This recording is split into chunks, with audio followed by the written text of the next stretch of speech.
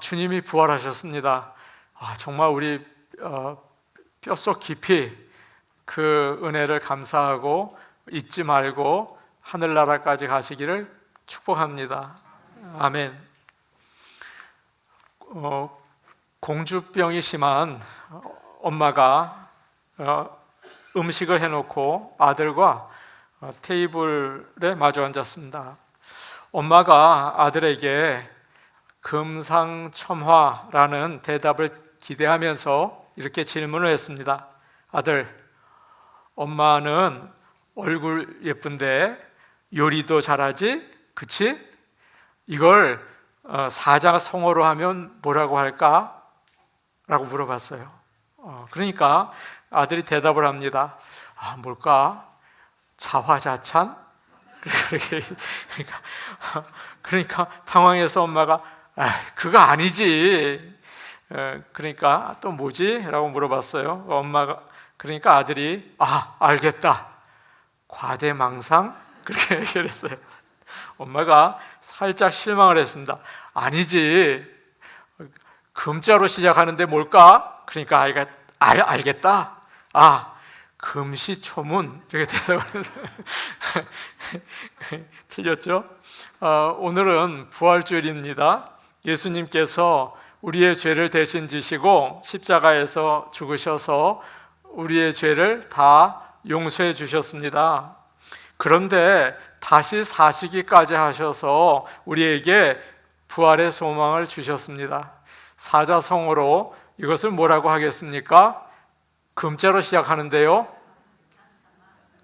금상첨화입니다. 믿지 않는 자들에게는 부활이 금시초문이 될 거예요. 그러나 믿는 우리에게는 우리의 죄도 용서해 주시고 영원한 소망도 주셨습니다. 이 금상첨화의 날에 낙심하고 절망하지 마시고 다시 한번 새 힘을 얻는 부활의 성도들이 다 되시기를 축복합니다. 아멘. 오늘 말씀 19절을 보시면 이렇게 시작이 돼요. 이날 곧 안식 후 첫날 저녁에 라고 되어 있죠.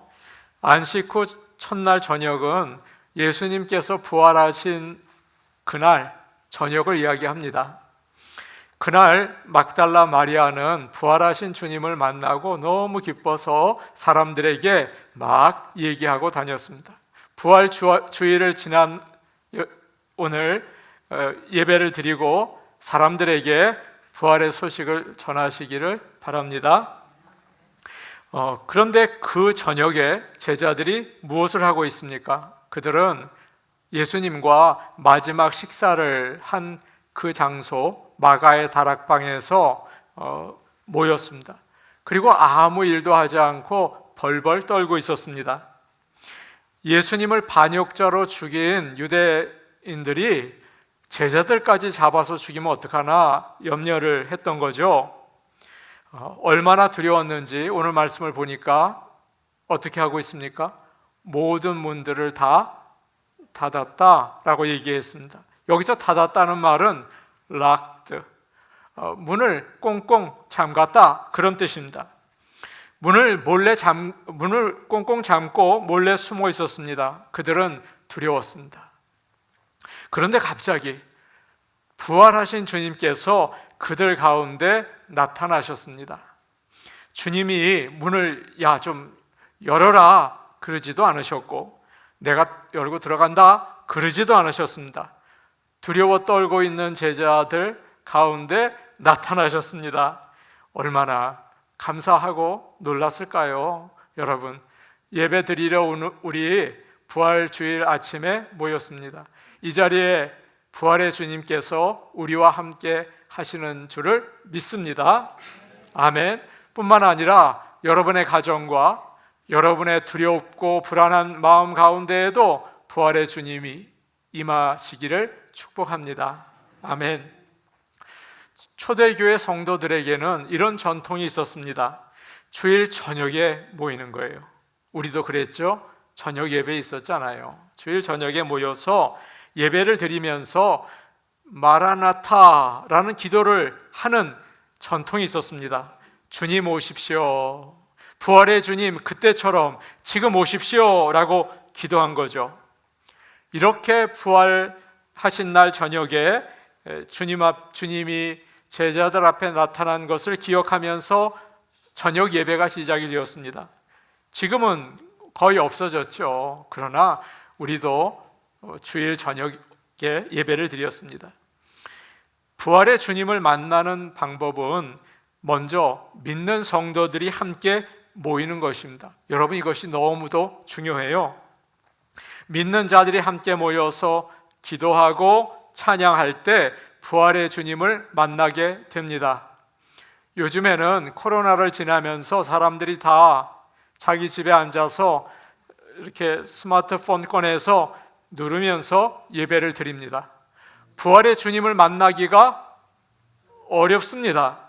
찬양을 크게 하지도 못합니다. 기도도 소리를 내서 하지 못합니다. 여러분, 함께 모일 때 부활의 주님이 나타나시는 것을 믿으시기를 바랍니다. 그래서 히브리서 기자는 기억하라고 다시 이야기하고 있어요. 모이기를 패하는 어떤 사람들의 습관과 같이 하지 말고 오직 권하여 그날이 가까움을 볼수록 더욱 그리하자. 더욱 모이기에 힘쓰는 살아있는 교회가 되시기를 원합니다. 우리 교회만 그러자고요? 저는 그렇게 이기적이지 않으려고 해요. 세상의 모든 교회들이 모여서 주님을 찬양하는 부활의 예배가 되기를 소원합니다. 청교도들이 미국에 와서 이런 신앙의 원칙을 정했어요. 첫 번째, 주일 예배는 꼭 드린다. 두 번째, 주중에 성도들과 교제한다. 이 두 가지를 청교도 성도들이 꼭 지켰습니다. 그들은 서로 우리 함께 모여서 예배드리자. 알았지? 꼭 주일 아침 10시에 오는 거다 라고 이야기를 했어요. 그러면서 이런 말을 했다고 해요. 당신이 빠진 모임에 주님이 나타나시면 어떻겠습니까? 우리만 은혜 받는다면 세상에 그것처럼 손에 여러분의 인생이 없지 않겠어요? 라고 얘기했다는 거예요. 여러분, 주일에 은혜 받는 것처럼 귀한 것은 이 세상에 없습니다.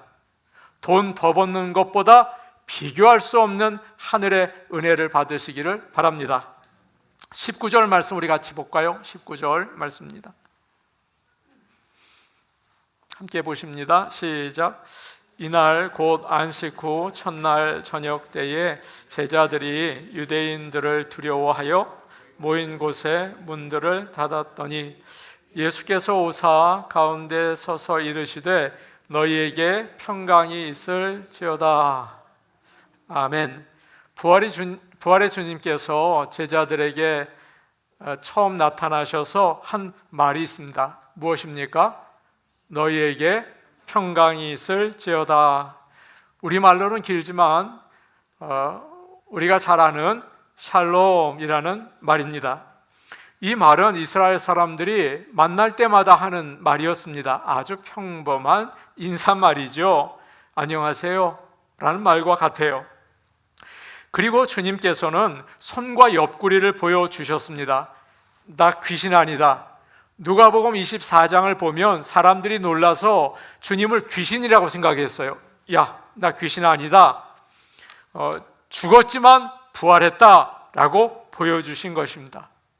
그리고 주님은 또 똑같은 말을 다시 하십니다. 21절에도 너희에게 평강이 있을지어다. 8일이 지나서 26절을 보시면 8일이 지난 다음에 제자들에게 또 나타나셔서 똑같은 말씀하십니다. 뭐라고 하셨습니까? 너희에게 평강이 있을지어다.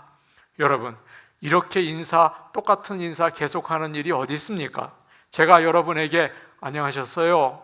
또 조금 있다가 안녕하셨어요. 우리 목사님 오늘 정신이 없구나. 그런 생각 들지 않으시겠습니까? 이 말은 가벼운 인사말이 아니라는 뜻이겠죠?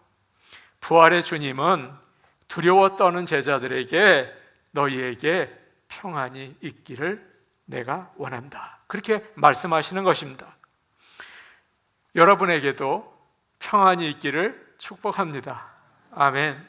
사람들은 돈을 벌어서 멋있는 집을 짓고 그 안을 아름답게 꾸며 놓으면 평안이 생기는 줄 압니다. 잔잔한 음악을 클래식 음악 그런 걸 틀어놓고 분위기를 좋게 하고 맛있는 음식을 먹으면 평안이 오는 줄 압니다. 여러분 아시죠? 아니잖아요. 그렇지 않습니다. 제가 어릴 적에 살던 동네에 정말 큰 부자가 살았습니다. 어느 정도 부자인지 집 아닌데 산이 몇 채가 있습니다. 그리고 아름다운 연못이 있어요. 아직도 그 모습이 저는 눈에 선합니다. 친구들과 그 집에 들어가서 칡도 캐고 땅도 파고 놀았습니다. 그런데 그 집 남편이 바람이 난 거예요. 공장장이었는데. 그리고 그 아름답고 좋던 아줌마는 걱정과 외로움으로 정신이 이상해졌습니다. 평안은 사랑하는 성도 여러분, 찾아서 얻는 게 아닙니다. 찾는다고 나오는 게 아니에요. 주님과 함께 할 때 주시는 것을 여러분 꼭 믿으시기를 바랍니다. 이런 찬송이 있어요. 평화로다 하늘 위에서 내려오네. 그 사랑의 물결이 영원토록 내 영혼을 덮으소서. 예배드리는 이 시간 평화가 하늘로부터 우리에게 내려오는 것을 여러분 받으시기를 바랍니다. 오늘날 사람들은 참 걱정이 많습니다. 그리고 또 한 가지 외로워요. 세상이 모두 경제적으로 어려움을 당하고 있습니다. 여러분 보십시오. 많은 사람들이 혼자 살아요. 그게 멋있는 것처럼 혼자 삽니다. 잘 사는 거를 자꾸 보니까 텔레비에서도 잘 사는 집 보여주고 성공한 사람 자꾸 보여주니까 욕심만 많아져서 살기가 어렵습니다. 사람들마다 불만입니다. 그리고 싸움이 그치지 않습니다. 그거 좋은 거 아닙니다. 영화와 드라마는 자꾸 음란을 부추깁니다. 바람 피우면 좋다, 행복하다. 뭐가 행복해요? 교회에 오기가 여러분 얼마나 어려운 줄 아십니까? 교회 오기가 너무 어려워요. 교회 오려고 하면 재미난 일이 왜 이렇게 생깁니까? 그리고 몸은 왜 이렇게 조금이라도 더 눕고 싶은지 교회에 오려고 하면요 여러분 신경이 예민해져요. 목사는 안 그런 줄 아십니까? 엊그제도 여보 이 얘기하지 맙시다. 우리 교회 가야 되잖아. 그런 적도 있어요. 마귀는 돌로 떡덩이가 되게 하라. 먹고 사는 게 먼저이지 않는가? 야, 머리 좋아. 그렇게 얘기합니다. 세상의 온갖 것을 보여주면서 멋있지, 거기에 절하라. 우리를 유혹합니다. 여러분 부탁드립니다. 속지 마십시오. 거기에 속으면 안 됩니다. 화려한 곳에는 죄가 많고 불행이 숨어 있어요. 그게 우리 크리스찬에게 꼭 알아야 하는 것입니다. 예수님이 우리 마음에 나타나실 때 평화가 있습니다. 예수를 잘 믿는 사람은 얼굴에 평화가 있습니다. 믿음이 없으면 불안해지고 다른 사람을 힘들게 하고 짜증을 내죠. 사도 바울은 이렇게 말하고 있어요. 아무것도 염려하지 말고 다만 모든 일에 기도와 간구로 너희 구할 것을 감사함으로 하나님께 아뢰라. 그리하면 모든 지각에 뛰어나신 하나님의 평강이 그리스도 예수 안에서 너희 마음과 생각을 지키시리라. 아멘. 전에 고난주간 특별 새벽 기도회를 했습니다. 어느 권사님이 저에게 이렇게 오셔서 이야기를 하세요. 목사님, 이번 기도회 때 참 제가 신기한 체험을 했어요. 여러분이 아시는 분이에요. 목요일부터 제 마음에 너무도 놀라운 평안이 있는 것입니다.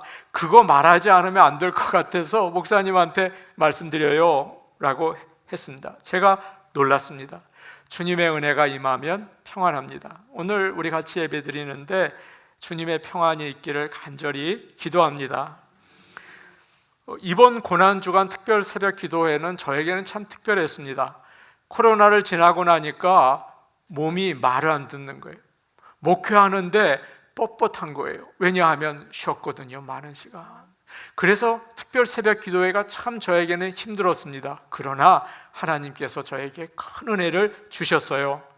여러분, 다음에 못 나오시는 분이 계시다면 다음에는 꼭 나오십시오. 1년에 한 번 하는 거 아닙니까? 하나님이 주시는 평안과 복이 있어요. 함께 예배 드릴 수 있는 우리 모두가 되기를 축복합니다. 아멘. 24절과 25절 말씀 우리 같이 보겠습니다. 24절, 25절 말씀인데요, 우리 같이 보겠습니다. 시작. 12 제자 중에 하나인 디드모라 하는 도마는 예수께서 오셨을 때에 함께 있지 아니한지라. 다른 제자들이 그에게 이르되 우리가 주를 보았노라 하니 도마가 가로되 내가 그 목자국을 보며 내 손가락을 그 못자국에 넣으며 내 손을 그 옆구리에 넣어보지 않고는 믿지 아니하겠노라 하니라. 아멘. 저에게 아이 둘이 있습니다. 지금은 다 커서 어른이 됐지만 어릴 때 그 자라는 모습을 보면서 야, 사람이 이렇게 성장하는구나 하는 것을 제가 보고 놀랐던 적이 있습니다. 아이들이 자라면서 한 가지 참 신기한 것은 생각이 깊어지는 걸 제가 알았습니다. 어렸을 때는 아이들이 엄마 이건 왜 그래? 아빠 저건 왜 그래? 아주 단순한 질문을 하더라고요. 비는 왜 와? 어렵죠? 어떻게 설명합니까? 여름은 왜 더워? 뭐 이렇게 물어봅니다. 근데 이 아이들이 조금 자라면서 제법 어려운 질문을 합니다. 한국 사람이랑 미국 사람이랑 그 조상을 따라 쭉 올라가면 다 릴레이 되어 있지? 그런 거 물어보더라고요. 그렇지, 우리는 전부 아담과 하와의 자손이잖아. 그렇게 대답을 해줬어요. 아빠, 그런데 아담과 하와는 아들이 둘만 있었잖아. 어떻게 여자랑 결혼했을까? 이야, 이런 거 물어본다고요. 제법 나름대로 머리를 쓴 거예요. 그래서 의심을 하기 시작합니다. 그거 왜 그럴까? 사람은 이렇게 생각하는 동물입니다. 논리와 이성을 따라서 살아가는 존재들이죠. 보통 나이가 들면 여러 경험을 할수록 여러분 많은 걸 배우십니다. 나이가 많을수록 아주 많이 배우신 분들이에요. 그래서 아이 때는 단순하게 받아들이던 것도 어른이 되면 다시 생각하고 쉽게 믿으려고 하지 않습니다. 의심하는 것이 당연하고 그게 우리의 모습이기도 하죠. 오늘 말씀에서는 우리가 잘 아는 도마라는 제자가 나옵니다. 그는 의심을 많이 하는 사람이라고 여러분 알고 계시죠? 그러나 오늘 말씀에서 도마는 의심 많은 사람이라기보다는 확실하게 짚고 넘어가는 사람, 딱 부러지는 사람, 흐리멍덩한 거 싫어하는 사람, 그렇게 나와 있어요. 예수님께서 전에 이런 말씀을 하신 적이 있습니다. 내가 가서 너희가 있을 곳을 준비한 다음에 와서 너희를 데리고 나 있는 곳에 가겠다. 그렇게 말씀하셨어요. 이 말씀을 듣고 도마가 질문을 합니다. 주님, 저희는 주님이 어디로 가는지 모릅니다. 그런데 어떻게 그 길을 안다고 하십니까? 말을 좀 똑바로 하십시오 라고 주님께 질문을 한 겁니다. 그러자 주님이 대답을 하셨죠. 여러분과 제가 아는 대답이에요. 내가 바로 그 길이고 진리요 생명이다. 나를 통하지 않고는 아버지께로 올 자가 없느니라. 아멘. 도마 때문에 우리가 많은 걸 배우게 됐죠. 너무 감사하죠. 그런데 도마는 예수님께서 부활하신 예수님께서 오셨을 때 제자들과 함께 있지 않았습니다. 아마도 그가 현실주의자라서 부활을 믿지 못했던 것 같습니다. 예수님이 죽고 난 다음에 그래 끝났어, 주님은 죽었어 라고 하면서 고민을 하고 있었던 모양이에요. 다른 제자들이 부활의 주님이 나타나셨어, 정말 놀랬어 라고 자꾸 이야기하지만 안 믿었습니다. 그러면서 나는 내 눈으로 주님을 보기 전에는 내 손가락으로 주님의 그 손의 못자국을 만지기 전에는, 내 손으로 주님의 창자국에 손을 넣어보기 전에는 믿지 않겠어 라고 이야기를 했습니다. 여러분, 많은 분들이 이 중에 이 도마의 마음을 이해하지 않으시겠어요? 우리도 예수님의 부활을 보지 못했습니다. 저도 보지 못했어요. 못자국 난 예수님의 손을 만질 수도 없습니다. 부활하신 주님을 봤다는 제자들도 이 땅에 없어요. 어떻게 부활을 믿습니까? 도마와 같이 의심이 생겨날 때가 많아요. 그럴 때 죄책감이 듭니다. 아, 목사님, 제가 믿음이 부족해서 부활을 잘 못 믿습니다. 이렇게 말하는 분들도 보았습니다. 그러나 오늘 말씀에서 예수님은 의심을 해도 괜찮다, 그렇게 말씀하고 계세요. 우리가 믿음의 길을 갈 때 의심하고 갈등하는 것은 당연한 것입니다. 잘하는 모습이에요. 폴 틸리히라는 어떤 신학자가 이런 말씀을 했습니다. 심각한 의심은 믿음을 가지고 있다는 좋은 증거다. 의심이 있을 때 믿음이 자랄 수가 있습니다. 답을 얻으려면 질문을 하게 되잖아요. 그런데 한 번도 의심하지 않고 아무 질문도 없고 믿는 사람은 무관심하거나 믿음이 약할 수가 있는 거죠. 예전의 교육은 그러지 않았는데 요즘의 교육은 좀 달라졌습니다. 모든 걸 가르친 다음에 질문을 시키는 거예요. 성경 공부도 그렇죠. 그냥 가르치고 끝나는 게 아니라 질문을 받게 됩니다. 그저 가르치는 대로 아무 생각 없이 받아들이면 얼마 못 가서 잊어버리고 또 내 것이 되지 못하기 때문이죠. 여러분 아시죠? 미국 사람들은 누가 질문을 하면 대답하기 전에 꼭 이 말을 하더라고요. 뭐라고 합니까? Good question. 아, 좋은 질문이야. 이렇게 하고서 대답을 하더라고요. 사랑하는 여러분, 바울은 그의 믿음을 볼 때 항상 퀘스천을 했습니다. 바울이 다메섹을 향해 가다가 부활하신 주님을 만나게 되죠. 정오쯤 되었을 때 갑자기 하늘에서 빛이 바울을 둘러 비쳤습니다. 그때 바울은 땅에 엎드려서 주님의 음성을 듣죠.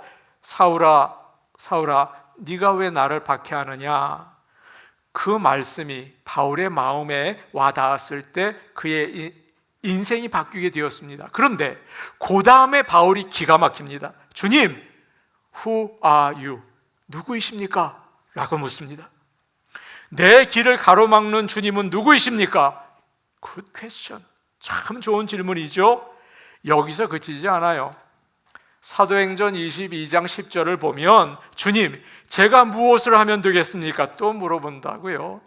바울이 좋은 믿음의 사람이 된 것은 이렇게 하나님께 의심하고 질문했기 때문이에요. 살면서 이해할 수 없는 일들을 만날 때가 많습니다. 여러분 어떻게 하십니까? 내 팔자려니 생각하고 넘어가세요? 아유, 그냥 덮어버리자 그러세요? 그러지 마시고 하나님께 물어보시기 바랍니다. 바울처럼 하나님 어디 계십니까? 하나님, 나에게 왜 이 어려움이 있습니까? 하나님, 내가 어떻게 하기를 원하십니까? 이렇게 물으시기 바랍니다. 우리 하나님께서는 반드시 응답해 주실 줄로 믿습니다. 8일이 지난 다음에 제자들이 모두 함께 모여 있을 때 주님이 다시 나타나셨습니다. 이번에는 도마도 있었습니다. 예수님은 의심하며 믿지 못하는 도마에게 야, 네 손가락을 이리 내밀어라. 그리고 내 손을 만져봐라. 네 손을 내밀어 내 옆구리에 넣어봐라. 그리고 믿음 없는 자가 되지 말고 믿는 자가 되라. 그렇게 말씀하셨습니다. 그때 도마는 손을 대지도 못하고, 성경에 그렇게 안 나와 있고요, 감히 주님의 몸에 손을 대지 못하고 고백을 하죠. 뭐라고 합니까? 나의 주님이시요 나의 하나님이십니다. 여러분, 이것은 감탄문으로 되어 있어요. 그래서 나의 주님, 나의 하나님, 그리고 무릎을 꿇어서 주님 앞에 고백을 합니다. 여러분, 그 다음에 도마는 인도로 가서 복음을 외치다가 순교했습니다. 그 이후로는 더 이상 흔들리지 않았다는 거죠. 사랑하는 여러분, 이 시간 성령께서 역사하셔서 우리의 믿음이 자라날 수 있기를 간절히 원합니다. 예전에 제가 성경 공부를 하다가 숙제를 내줬습니다. 제가 소개하는 책 몇 권 중에 한 권을 읽고 독후감을 써오라고 부탁을 했어요. 사실 그 책들은 기독교의 고전이고 좋은 책들이었거든요. 그런데 어느 집사님이 얼굴이 하얗게 돼서 저에게 달려왔습니다. 그러더니 목사님, 어쩌시려고 이 책을 읽으려고 하세요? 라고 물어보시는 겁니다. 그래서 제가 당황을 했습니다. 그러면서 여러 가지 생각이 들었어요. 이 책을 읽고 성도들이 시험을 받으면 어떡하나. 그 책을 봤는데 그 책은 엔도 슈샤쿠의 침묵이라는 책이었습니다. 제가 당황해서 다시 그 책을 꺼내서 읽어보았습니다. 근데 제가 은혜를 받았어요. 여러분, 내용이 이렇습니다. 서양의 천주교가 일본에 들어와서 한동안 좋은 대접을 받았어요. 그런데 얼마 지나서 엄청난 박해가 시작이 되었습니다. 많은 성도들이 죽었는데 그냥 죽은 게 아니라 여러분, 말로 다 할 수 없이 비참하게 죽어요. 십자가에 달려서 물에 매장되기도 하고, 귀 뒤에 구멍을 뚫린 채로 거꾸로 매달려서 피가 다 빠질 때까지 신음하다 죽기도 하고, 목이 잘려 죽기도 했어요. 일본 사람들 참 잔인했어요. 이런 무서운 박해가 일본을 휩쓸 때 포르투갈의 두 신부가 복음을 전하기 위해서 일본에 왔습니다.